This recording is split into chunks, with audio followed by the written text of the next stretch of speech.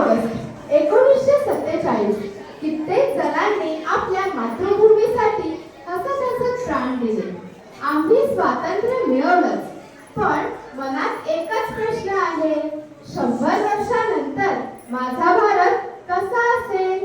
बघायचं का आपण? तर चला आता आपण बघूया की 100 वर्षानंतर आपला भारत देश कसा असेल.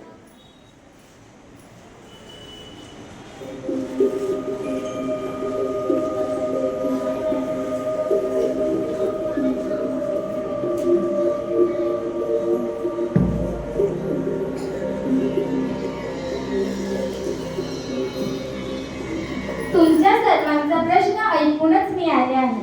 मी 2047 मधून आले आहे, 100 वर्षानंतरच्या भारतातून. खरंच? मग सांग, आमच्या बलिदानाचं चीज झालं का?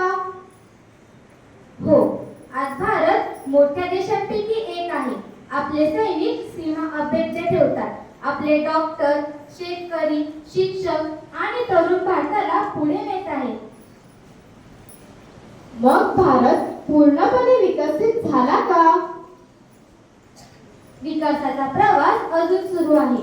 देशाला आता बलिदानाची नाही तर जबाबदार नागरिकाची गरज आहे. प्रामाणिकपणा, स्वच्छता, शिक्षण आणि देशप्रेम यातूनच भारत अधिक महान बनेल. माझे स्वप्न आता तुमच्या हातात आहे. आणि ते स्वप्न पूर्ण करण्याची जबाबदारी आपल्या प्रत्येकाची आहे. आम्ही भारताचे नागरिक. जात, धर्म, भाषा यापेक्षा भारताला प्रथम स्थान देऊ. देशाचा सन्मान राखू. स्वातंत्र्यवीरांचे बलिदान कधीही विसरणार नाही. 2047 चा विकसित